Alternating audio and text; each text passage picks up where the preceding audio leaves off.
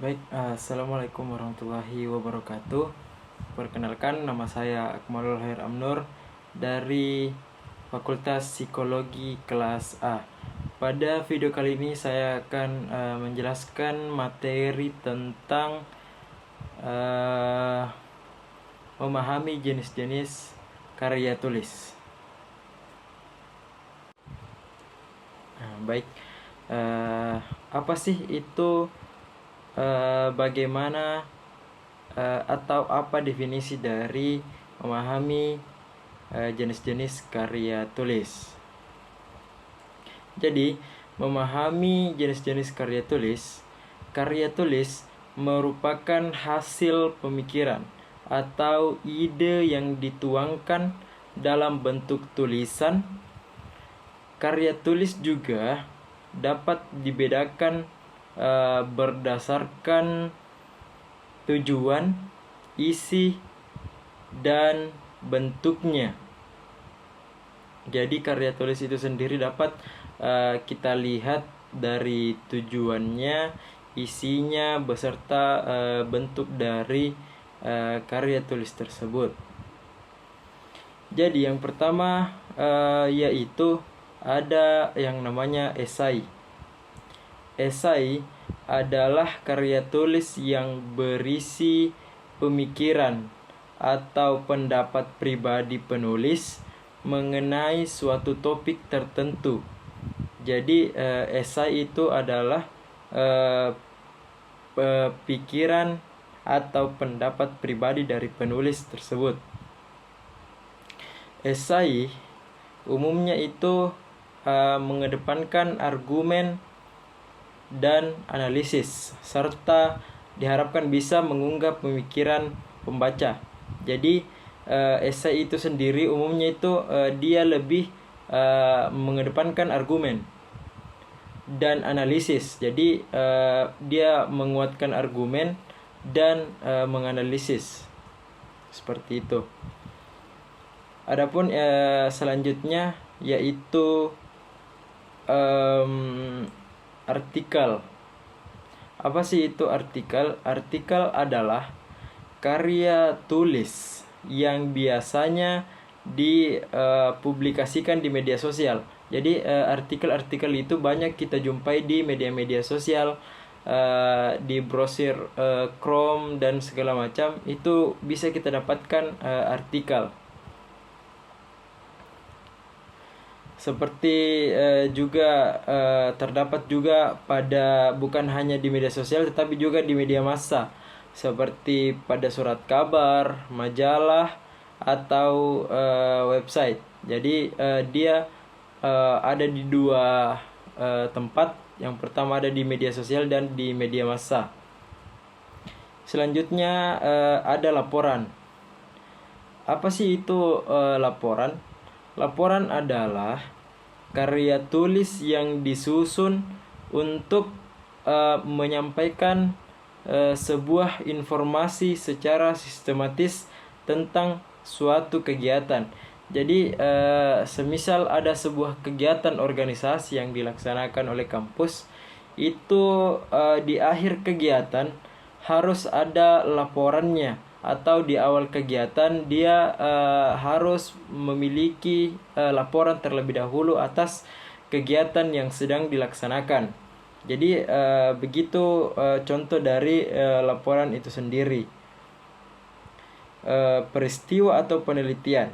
Jadi apakah itu bentuknya kegiatan, apakah bentuk atau sebuah peristiwa ataupun penelitian, itu semua harus mempunyai laporan-laporan yang memang harus diberikan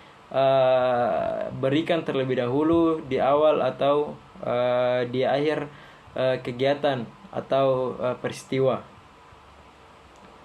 Selanjutnya ada skripsi. Apa sih itu skripsi? Kenapa skripsi penting bagi seorang mahasiswa? Jadi skripsi sendiri itu adalah karya tulis ilmiah yang disusun oleh mahasiswa untuk memperoleh gelar sarjana. Jadi mengapa skripsi ini penting bagi seorang mahasiswa? Karena ini adalah salah satu proses bagaimana dia untuk mendapatkan gelar sarjana. Jadi dia harus melewati proses-proses yang panjang, dan termasuk juga skripsi. Dia harus mengerjakan skripsi terlebih dahulu untuk mendapatkan gelar sarjana itu sendiri. Jadi seperti itu. Selanjutnya yaitu karya ilmiah. Karya ilmiah adalah tulisan yang berisi hasil penelitian atau kajian ilmiah yang disusun dengan mengikuti kaidah ilmiah. Jadi karya ilmiah itu adalah hasil penelitian. Jadi contoh kita dari meneliti, hasil penelitian itulah yang dinamakan karya ilmiah atau kajian ilmiah yang disusun dengan mengikuti kaidah ilmiah. Jadi kajian-kajian ilmiah itu yang berdasarkan dengan kaidah ilmiah itu bisa dikatakan juga sebagai karya ilmiah. Seperti itu. Selanjutnya ada cerpen atau cerita pendek. Cerpen itu sendiri adalah karya tulis fiksi yang memiliki panjang terbatas dan berfokus pada satu peristiwa atau konflik tertentu. Jadi cerpen ini tidak tidak bahwa banyak peristiwa yang terjadi di dalam cerpen tersebut, hanya satu peristiwa yang diceritakan di cerita pendek tersebut.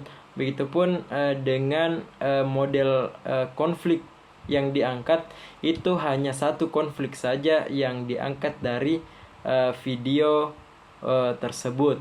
Jadi tidak banyak peristiwa yang diceritakan, dikatakan juga sebagai karya ilmiah. Seperti itu. Selanjutnya ada cerpen atau cerita pendek. Cerpen itu sendiri adalah karya tulis fiksi yang memiliki panjang terbatas dan berfokus pada satu peristiwa atau konflik tertentu. Jadi cerpen ini tidak tidak bahwa banyak peristiwa yang terjadi di dalam cerpen tersebut, hanya satu peristiwa yang diceritakan di cerita pendek tersebut. Begitupun dengan model konflik yang diangkat, itu hanya satu konflik saja yang diangkat dari video tersebut. Jadi tidak banyak peristiwa yang diceritakan pada cerita pendek. Seperti itu. Dia hanya berfokus pada satu peristiwa dan konflik saja. Selanjutnya ada novel. Novel adalah karya sastra fiksi yang lebih panjang dan kompleks dibandingkan cerpen. Jadi novel ini adalah kebalikan dari cerpen. Cerpen tadi dia pendek, maksudnya panjangnya terbatas dan hanya memiliki satu peristiwa atau menceritakan satu peristiwa atau konflik saja. Beda dengan novel. Novel dia lebih menceritakan hal-hal yang cerita yang panjang dan kompleks. Jadi banyak cerita yang terkandung di dalam novel itu sendiri. Dan juga dia lebih mendetail di bagian novel itu sendiri. Yang terakhir ada puisi.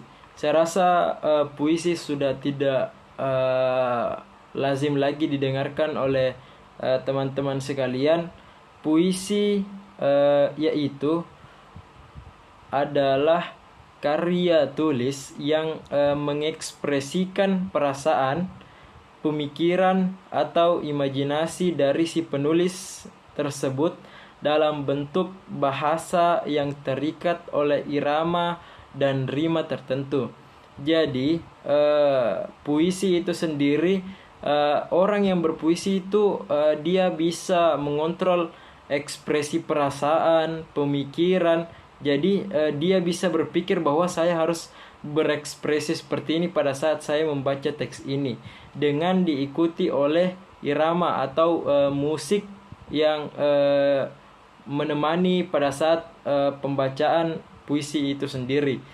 Jadi orang yang berpuisi itu harus adalah orang yang perasa seperti itu. Jadi dia bisa merasakan teks yang dibaca, mengekspresikan bagaimana teks tersebut itu diekspresikan. Jadi hal tersebut mampu untuk lebih bagus dilihat pada saat penampilan atau pembacaan puisi tersebut. Seperti itu. Mungkin itu saja yang bisa saya sampaikan pada video kali ini. Baik, mungkin itu saja yang sempat saya paparkan pada materi kali ini. Mungkin apabila ada salah kata mohon dimaafkan, kurang dan lebihnya juga mohon dimaafkan. Fastabiqul khairat. Assalamualaikum warahmatullahi wabarakatuh.